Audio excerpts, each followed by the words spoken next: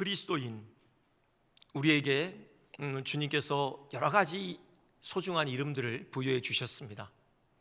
세상에 보내실 때 세상에 보내심을 받은 자라고 해서요, 사도라는 이름을 우리에게 주셨고요, 또 스승 되시는 그 예수님의 발자취를 우리가 힘써 쫓아가는 그런 의미에서 예수님의 제자다, 그렇게 우리를 불러주십니다. 지난 시간에 보았던 것처럼요, 하나님의 사랑을 입은 자, 또 그리고 하나님의 친구라 해서요, 데오빌로라는 또 그런 소중한 이름도 우리에게 부여해 주셨죠. 오늘 우리가 봉독한 이 본문에서도 또 하나의 이름을 우리에게 주십니다. 바로 예수님의 증인이라는 그런 이름이죠. 우리 온 삶을 다하여서 예수님의 증인으로서의 삶을 살아야 된다, 그렇게 말씀하십니다.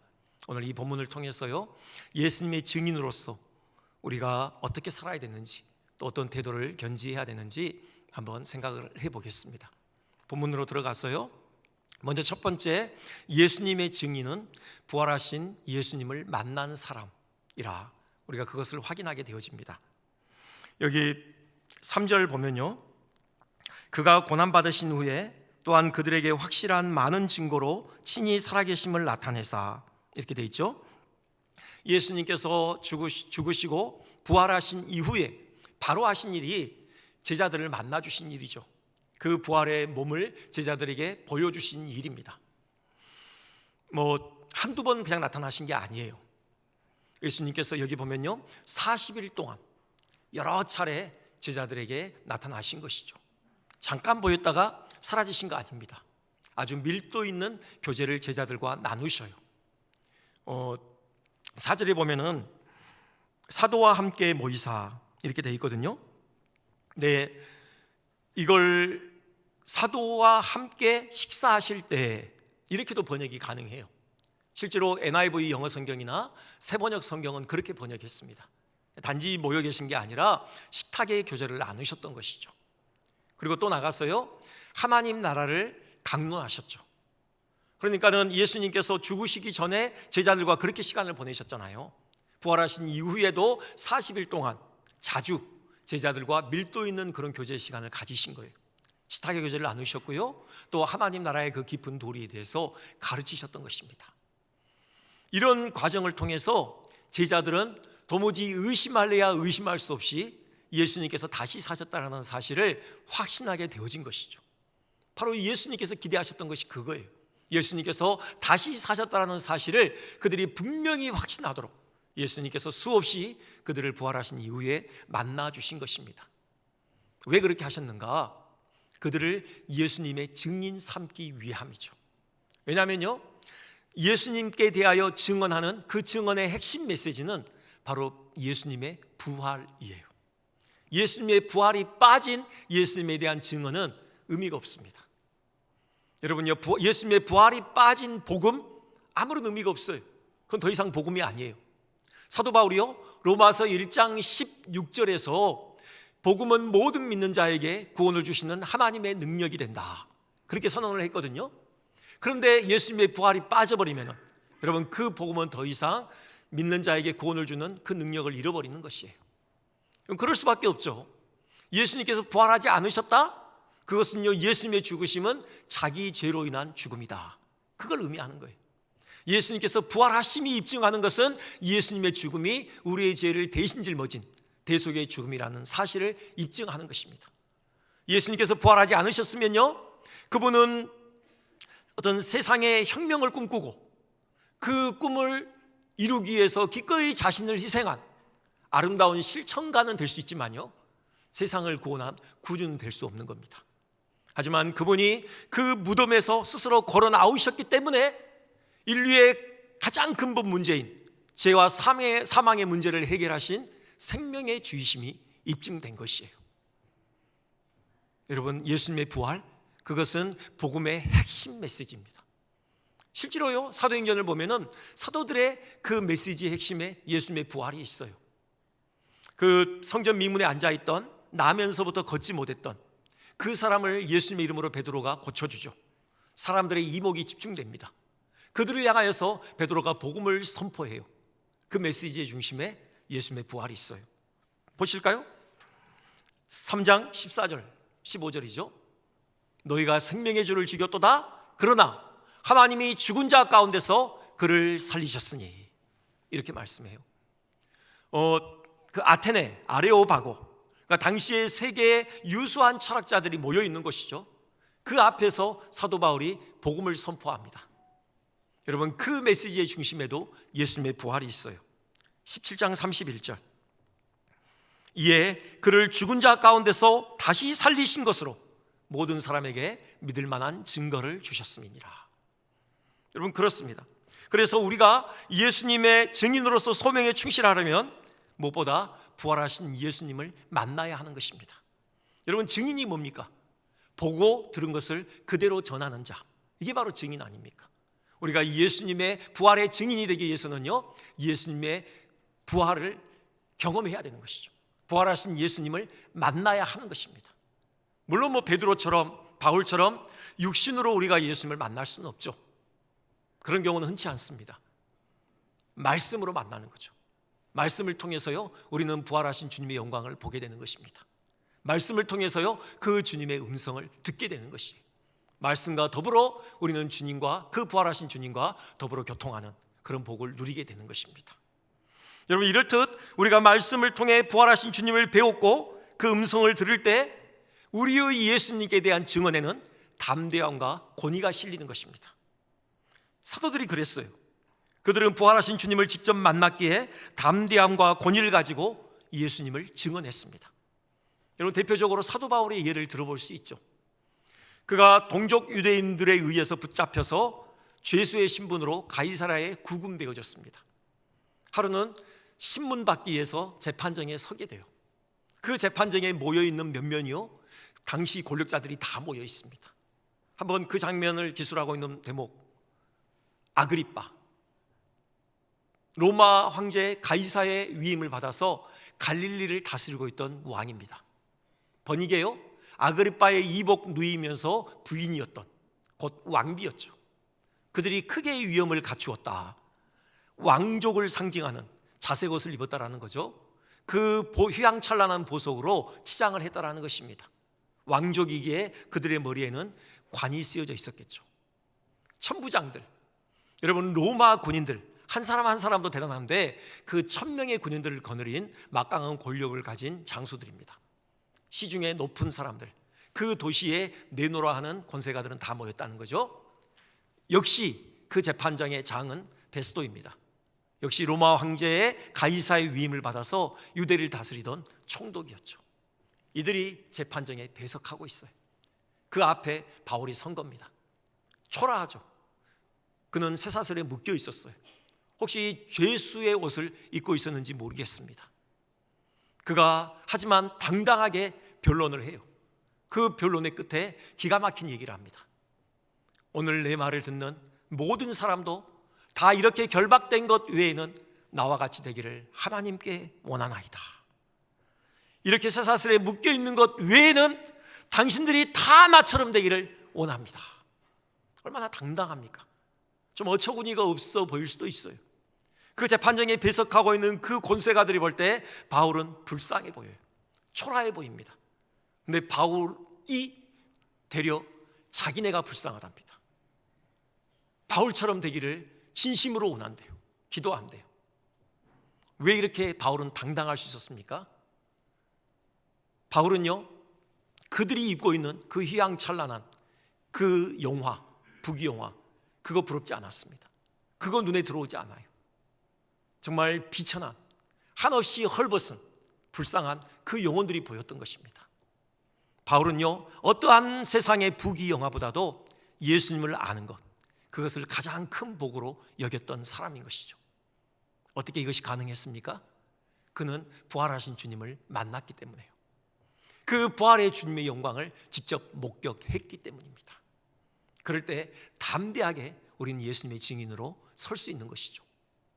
모든 사도들이 다 그랬습니다. 여러분 아시죠? 헬라어로 증인을 마르티스라고 하잖아요. 근데 영어로 순교자가 마터입니다. 이 마르티스에서 순교자라는 마터라는 단어가 파생되어졌어요. 어떤 배경에서 이렇게 되어졌습니까? 초대교회 때요, 예수님의 부활의 증인은 곧 순교자였던 것이에요. 그들은 예수님의 부활을 증언하기 위해서는요, 반드시 피를 흘려야 했습니다. 그들의 목숨을 담보로 내어놓아야 했어요. 실제로 신약 성경에요, 증인과 피 흘림이 함께 나오는 그런 대목들이 많아요. 사도행전 22장 20절, 주의 증인 스데반이 피를 흘릴 때. 계시록 2장 13절, 내 충성된 증인 안디바가 죽임을 당할 때. 계시록 17장 6절, 예수의 증인들의 피에 취한지라. 여러분, 이미 신약 성경 안에 증인이 곧 순교자다, 이것이 내포되어 있었던 것입니다. 그들은요, 예수님의 부활의 증인, 곧 마르티스가 되기 위해 기꺼이 순교자, 마터가 되는 일도 마다하지 않았던 것이죠. 어떻게 이것이 가능했습니까? 부활하신 예수님을 만났거든요. 그 예수님의 부활의 영광을 그들은 주목해 보았던 것입니다. 여러분, 부활하신 주님 만나야 됩니다. 말씀을 통해서 부활하신 주님을, 그 영광을 배워야 합니다. 그분의 음성을 들어야 됩니다. 그분과의 신령한 교통을 나눠야 됩니다. 그것만이 우리를 세상 한가운데서 권위 있는 예수님의 증인들로 세울 것입니다. 두 번째요, 예수님의 증인은 성령을 받은 사람이다. 우리가 그 사실을 또 확인하게 됩니다. 4절과 5절 예수님 분명하게 말씀하시죠. 제자들에게요, 예루살렘을 떠나지 말고 하나님께서 약속하신 성령을 기다리라고 말씀하십니다. 여러분, 생각해 보세요. 제자들은 부활하신 주님을 만났습니다. 그들에게는 이미 메시지가 주어졌어요. 예수님께서 하나님의 아들이시며 온 세상을 구원할 구주이십니다. 이 메시지가 그들의 손에 쥐어져 있습니다. 이제 나가면 되는 것 아닙니까? 나가서 전하면 되는 거죠. 근데 예수님께서 말씀하셔요. 지금 아니다. 지금은 기다려라. 성령을 받기까지 너희는 기다려라. 그렇게 말씀하셔요. 그것이 의미하는 바가 뭡니까? 그들에게 성령 받음이 예수님의 증인이 되는 일에 있어서 반드시 필요했다는 겁니다. 예수님의 증인됨에 있어서 성령을 받는 것, 이것은 필수 불가결한 조건이라는 거예요. 무엇 때문인가? 여러분, 그 이유가 8절에 나옵니다. 우리 한번 같이 봉독해 볼까요? 자, 시작. 오직 성령이 너희에게 임하시면 너희가 권능을 받고 예루살렘과 온 유대와 사마리아와 땅끝까지 이르러 내 증인이 되리라 하십니다. 아멘. 바로 권능이죠. 저것 때문입니다. 성령이 임하시면요, 반드시 동반되는 게 있는데 권능을 받는 겁니다. 성령께서 우리 가운데 임하실 때 바로 그 성령의 권능을 받게 되어져요. 그 권능을 받을 때 비로소 우리는 예수님의 증인으로 설 수 있는 것이죠. 저 권능이 구체적으로 무슨 권능인가? 일단은 우선적으로 영혼을 살리는 권능이죠. 우리가 이미 보았지만요, 요한복음 20장에 부활하신 주님께서 그날 저녁에 마가의 다락방에 모여있는 제자들을 찾아오셨죠. 그들에게 말씀하십니다. 성령을 받으라. 말씀만 하시는 게 아니라요, 숨을 내셨어요. 그들을 향하여서 숨을 내셨습니다. 여러분, 연상되는 장면이 있으시죠? 하나님께서 아담을 지으실 때요, 흙으로 빚으셨잖아요. 그때의 흙은 먼지로도 번역될 수 있는 단어입니다. 곧 아담은 아직 먼지 덩어리에 불과했어요. 하나님께서 행동하시죠. 아담에게 숨을 불어넣으셔요. 그러자 그 먼지 덩어리에 불과한 존재가 살아있는 영으로 그렇게 거듭나는 것입니다. 여러분, 이걸 지금 보여주시는 거예요. 지금 그 장면을 연상하시면서 예수님께서 상징적으로 행동하신 것이죠. 성령의 권능이 뭐냐? 영혼을 살리는 권능이라는 것입니다. 여러분, 아담이 살아있는 영이 되어졌지만 그가 범죄함으로 인하여서 하나님의 생명에서 떠나게 되어졌고 다시 죽은 자가 됐어요. 다시 흙덩어리로 돌아간 겁니다. 다시 먼지덩어리가 되고 말았어요. 여러분, 살아있는 것 같지만 영적인 실상은 다 죽은 먼지덩어리에 불과해요. 성령께서 오셔서 하시는 일이 뭐냐? 바로 하나님의 생명을 불어넣으시는 것입니다. 다시 우리를 살리시는 거예요. 다시 우리를 회복시키시는 것입니다. 이 성령의 살게 하시는 역사, 여러분, 이것이 반드시 동반되어질 때 우리의 증언에 힘이 실리는 겁니다. 성령께서 영혼을 살리실 때 우리가 증언하는 이 증언이 그들의 심령에 닿게 되는 것이에요. 이 권능을 받기를 기다리라는 것입니다. 이 성령의 권능이 있어야지만 우리가 힘있게 예수님의 부활의 증인으로서의 사역을 감당할 수 있다는 것입니다. 더불어서요, 이 성령의 권능에는 또 섬김의 권능임을 알 수 있어요. 섬김의 권능, 좀 어감이 좀 어색하죠. 우리는 보통 권능하면은 아주 비상한 역사를 생각합니다. 막 귀신이 쫓겨나가고요, 병이 고쳐지고요, 막 앞날을 예언하고 어떤 이런 비상한 역사, 우리는 이것을 권능과 결부시킵니다. 맞습니다. 성령의 권능을 받을 때 이런 역사가 분명하게 있습니다. 근데요, 그보다 더 기본적이고 더 중요한 권능은요, 역시 섬김의 권능이에요. 여러분, 섬김의 삶을 통해서 영혼은 살아나는 것입니다. 이것이 어떻게 그런지 설명을 드리겠습니다. 여러분, 성령은요, 예수님의 영이에요. 그러니까 성령으로 충만하다라는 것은요, 예수님으로 충만하다라는 말씀입니다. 근데 이 예수님의 삶을 한마디로 정리할 수 있는데요, 섬김이에요. 예수님께서 그렇게 정리하셨어요. 예수님의 삶을 스스로 섬김으로 정리하십니다. 그게 바로 마태복음 20장 28절 아닙니까? 인자가 온 것은 섬김을 받으려 함이 아니라 도리어 섬기려 하고 자기 목숨을 많은 사람의 대속물로 주려 함이니라. 섬기셨어요. 지난 시간에 말씀드렸듯이 세례요한 앞에서 무릎을 꿇고 세례를 받으십니다. 그 세례는 죄인이 받는 회개의 세례예요. 온전히 거룩하시고 의로우신 하나님의 아들이신 예수님께서 결코 받으실 필요가 없는 세례죠.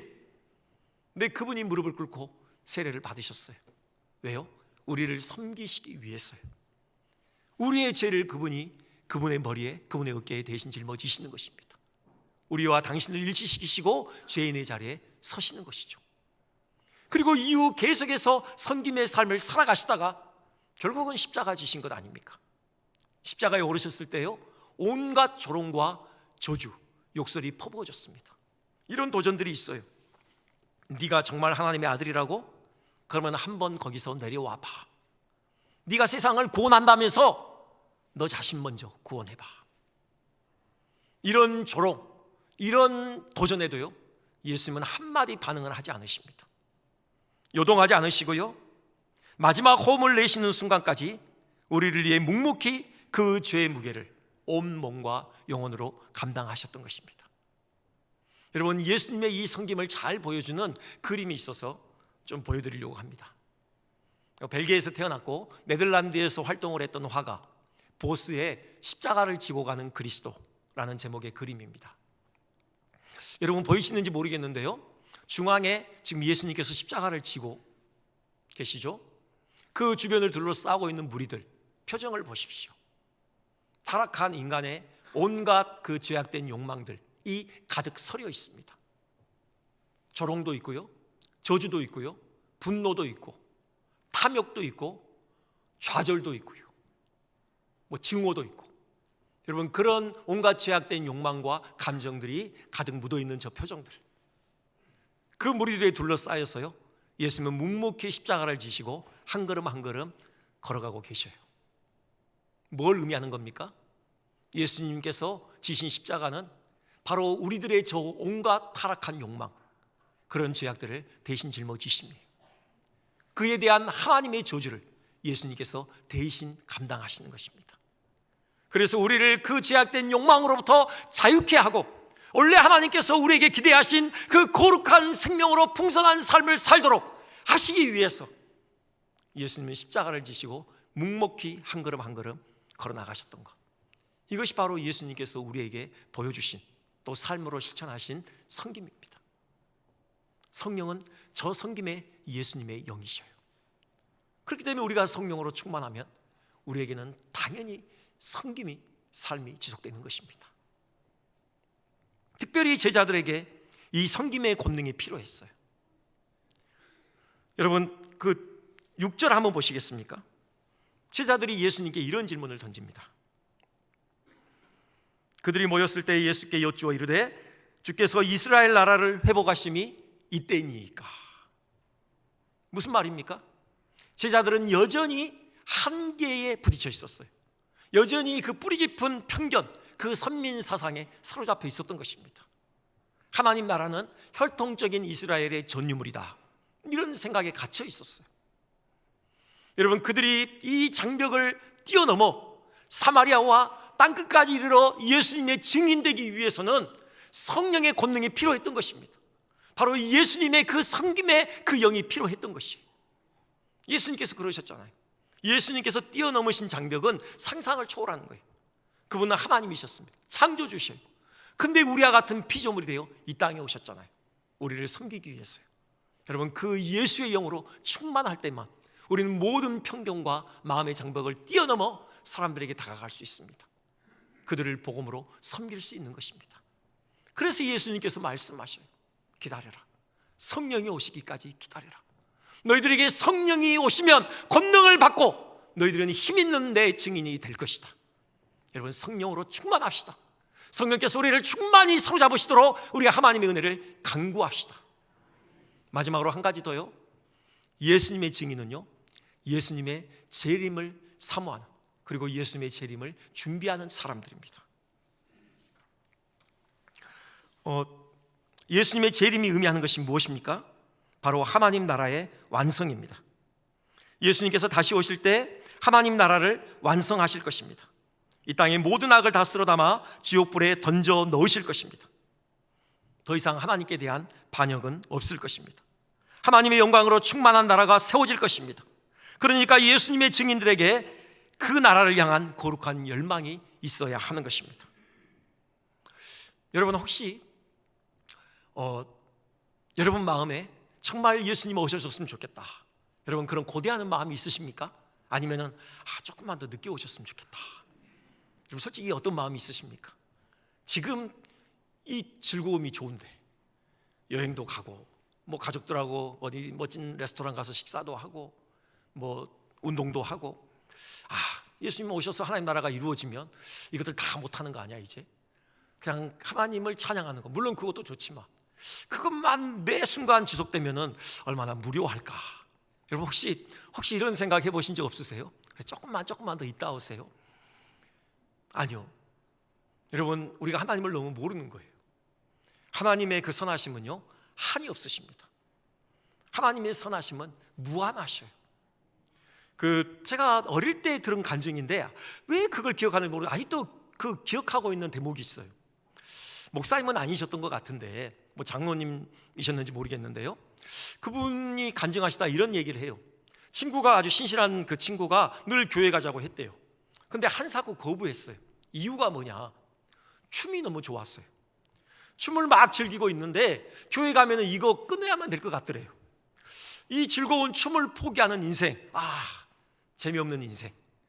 그래서 교회를 못 갔다고 합니다. 근데 어떻게 해서 결국 교회를 가게 되고요, 예수님을 만나게 되어졌어요. 그분이 그런 고백이에요. 예수님 만나고 보니까 그 춤이 주는 즐거움은 아무것도 아니더라. 너무 즐겁고 너무 행복하고 복되다. 그런 내용의 간증이요. 그 대목이 지금까지 제 어릴 때 들었거든요. 기억이 나요. 여러분, 하나님 나라가 완성될 때 우리는 매 순간순간 그 하나님의 무한한 선으로부터 우리는 풍성한 즐거움을 누리게 될 것입니다. 우리가 지금 여기서 상상할 수 없는 그 즐거움, 기쁨이 가득한 그런 하나님의 나라가 펼쳐질 거예요. 여러분 걱정 안 하셔도 돼요. 여러분 사모하셔도 됩니다. 어서 속히 주님 오십시오. 여러분 고대하셔도 여러분 후회하지 않으실 거예요. 네. 그리고 정말 주님 다시 오실 것을 고대하는 마음, 그 하나님의 영광으로 가득한 그 하나님 나라, 이 땅에 악이 다 소재되어지는 여러분 그 나라를 사모하는 마음이 있을 때 우리는 예수님의 증인으로서의 사역을 감당할 수 있는 것입니다. 그 날과 그 시는 알 수 없어요. 언제 주님 다시 오실지 알 수 없어요. 주님 그렇게 말씀하시죠. 그 7절입니다. 때와 시기는 아버지께서 자기의 권한에 두셨으니 너희가 알 바 아니요, 말씀하셔요.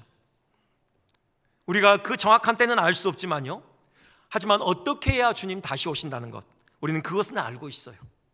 마태복음 24장 14절, 우리 한 번만 더 같이 봉독할까요? 시작. 이 천국 복음이 모든 민족에게 증인되게 위하여 온 세상에 전파되리니 그제야 끝이 오리라. 아멘. 그렇습니다. 온 세상에 복음이 전파되면 그때 끝이 오는 것입니다. 그러니까 주님 어떻게 다시 오시느냐? 우리가 온 세상에 복음을 전파할 때요. 그게 사도행전 1장 8절이죠. 땅끝까지 이르러 내 증인이 되리라.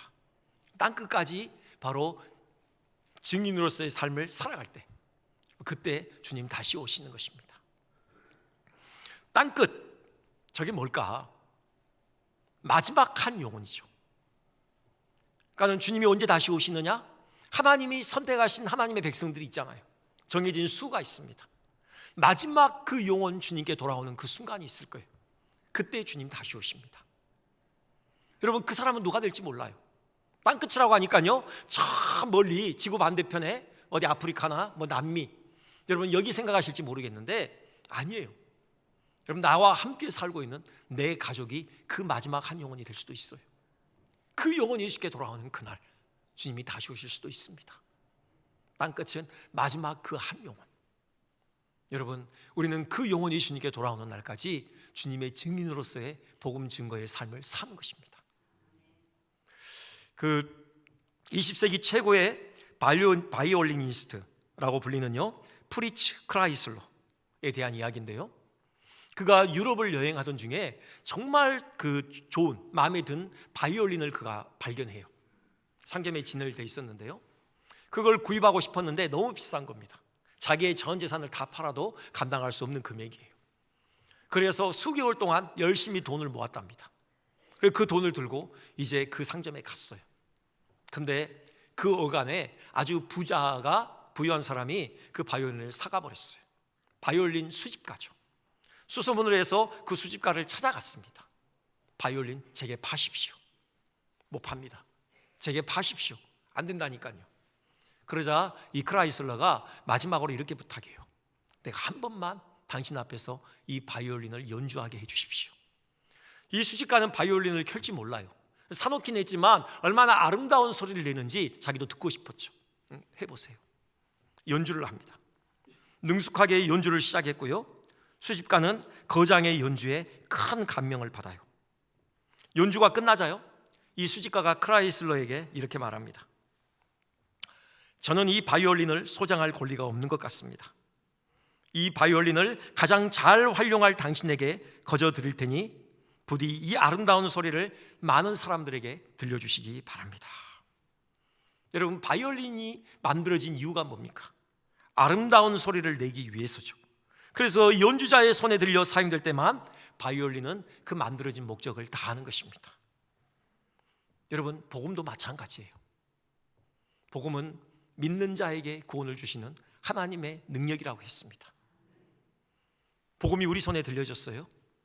근데 우리가 그 복음을 전하지 않고 장롱 속에 딱 넣어놓고요, 잊을만 하면 열어서 꺼내서 감격하고 또 넣어놓고, 여러분, 그러면은 하나님께서 우리에게 주신 그 복음의 의미가 퇴색하는 겁니다.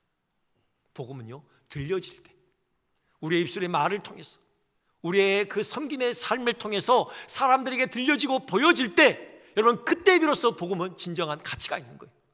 그 복음으로 말미암아 사람들이 믿고 구원에 얻을 때, 구원에 이를 때, 여러분, 그때 그 복음의 진가가 발휘되는 것입니다. 우리의 삶도 마찬가지예요. 하나님께서 우리를 지으신 목적, 우리를 불러주시고 이 땅에 예수님의 증인으로 세워주신 목적, 복음을 전하는 것입니다. 그 복음을 통해서 사람들을 주께로 인도하고 하나님 나라가 오게 만드는 것이죠.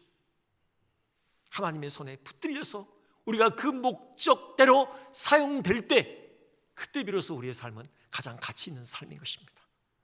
여러분, 그런 삶 살고 싶지 않으십니까? 예수님의 증인으로서 살기 부탁드립니다. 부활하신 주님과의 신령한 교통을 나누십시오. 성령으로 충만케 되십시오. 성령께서 주시는 그 영혼을 살리는 권능, 그 섬김의 권능으로 충만케 되시기를 바랍니다. 주님의 재림을 사모하십시오. 주님 다시 오실 길을 예비하는 일에 헌신하십시오. 그것이 가장 가치 있는 삶으로 우리 삶을 만들어갈 것입니다.